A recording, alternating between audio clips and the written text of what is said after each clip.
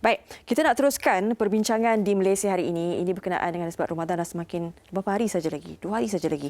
Jadi ini antara inisiatif dan pemantauan pihak Jawi sepanjang Ramadan ini. Kita nak bersama dengan tetamu istimewa hari ini. Kita bawakan Tuan Haji Ajib Ismail, merupakan pengarah Jawi Jabatan Agama Islam Wilayah Persekutuan. Assalamualaikum. Assalamualaikum warahmatullahi wabarakatuh. Terima kasih bersama dengan kami, Tuan Haji. Sama-sama, Nurul. Okay. Baik. Pertama kali orang panggil nama saya Nurul. Tersentak sekejap. Baik. Okey, berkenaan dengan inisiatif dan juga pemantauan Jawi sepanjang Ramadan ini. Kita tahu keadaan dah berbeza, Tuan Haji, kan. Biasanya kita dah tahu dah rasa. Ada juga orang kata tak rasalah macam nak puasa, kan? Sebab kita berada dalam keadaan yang sama je, statik je, sebab kita pergerakan terhad dan sebagainya. Jadi untuk sambutan Ramadan tahun ini, kita berdepan dengan COVID-19 dan juga di bawah Perintah Kawalan Pergerakan. Jadi apa sebenarnya inisiatif Jawi bagi memastikan kita semua ni yang bakal menyambut Ramadan, khususnya di wilayah persekutuan ini, dapat menunaikan rukun Islam yang ketiga ini? Okey, terima kasih.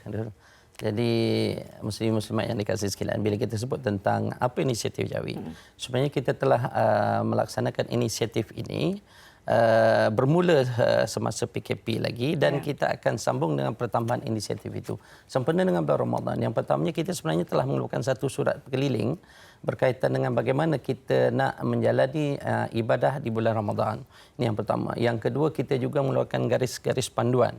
Ada 2 garis panduan yang kita telah keluarkan, iaitu garis panduan bagaimana kita nak melaksanakan ibadah di bulan Ramadan, dan yang kedua bagaimana kita nak mengadakan satu program yang besar. Sebenarnya ada satu program besar, iaitu Dapur It'am, iaitu satu program di mana kita libatkan khusus 72 masjid dan juga surau Jumaat, di mana kita memberikan sumbangan setiap masjid itu RM1,000 selama 30 hari, RM30,000 kali 72 berjumlah RM2,160,000. Ini program yang paling besar. Jadi bila kembali kepada apa inisiatif kita? Yang pertama, sebagaimana sebelum semasa PKP sebelum ini, kita akan meminta semua masjid untuk mengadakan azan setiap waktu. Lepas tu imam dan juga bilal ataupun paling ramai 3 orang nojah akan menunaikan solat setiap waktu, dan selepas azan akan disebut bahawa ini adalah azan baginda, dan semua anak-anak karya ataupun semua penduduk kampung hendaklah menunaikan solat di rumah masing-masing bersama keluarga. Lepas tu yang seterusnya, kita juga akan mengadakan solat sunat tarawih, tetapi hanya untuk 3 orang, iaitu imam, bilal dan juga nojah. Kita minta mereka untuk turun, dan sebelum solat sunat tarawih, sebenarnya setiap malam kita akan adakan wilayah persekutuan bermunajat.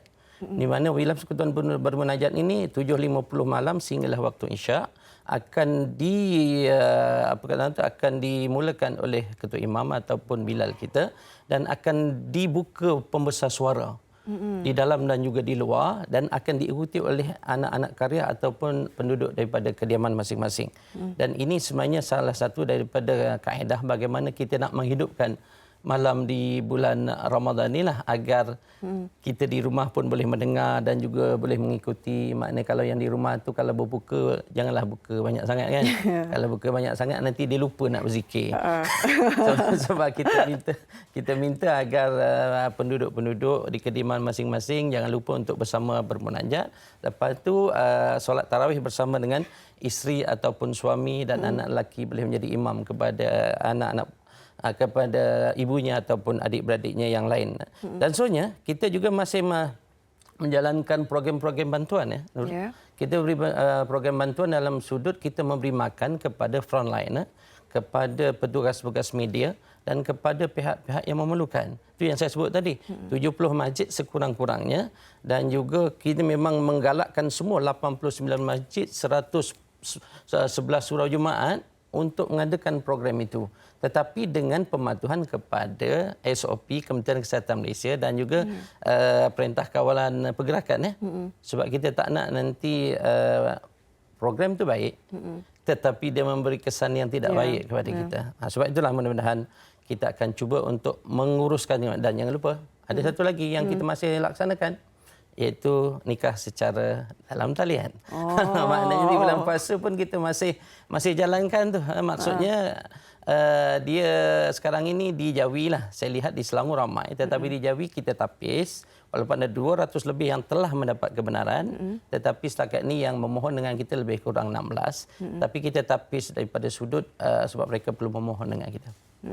Baik, maknanya perlu tapis juga Perlu tapis. Maksud saya ialah bagaimana kita nak tengok yang telah mendapat kebenaran tu tadi, kita nak tengok apa kata tu di mana dia tinggal ataupun sebagainya, dan kesediaan untuk dinikahkan secara online, kata orang muda. Online. Tapi tak tanya juga Tuan Haji, sebab Tuan Haji dah sentuh dah pula nikah secara online ni kan. Nak tahu adakah ini online ni dah habis PKP pun ada online juga? Selepas PKP kita akan maksud tangguhkan ataupun sebab salah satu asas untuk nikah secara sidang video ialah kerana Perintah Kawalan Pergerakan yang menghalang kita untuk bergerak. Yang kedua, kerana apa dibuat PKP? Kerana wabak penyakit yang cukup berbahaya. Jadi mungkin selepas PKP kita tidak akan mengadakan nikah seperti itu, nikah secara biasa. Jaga-jaga ini untuk PKP saja. Baik Tuan Haji, kita nak berehat seketika, banyak lagi soalan kita nak tanyakan berkenaan dengan inisiatif Jawi ini sepanjang Ramadan. Kita berehat seketika, kembali nanti kita akan bersama dengan Tuan Haji Muhammad Ajib Ismail sekali lagi.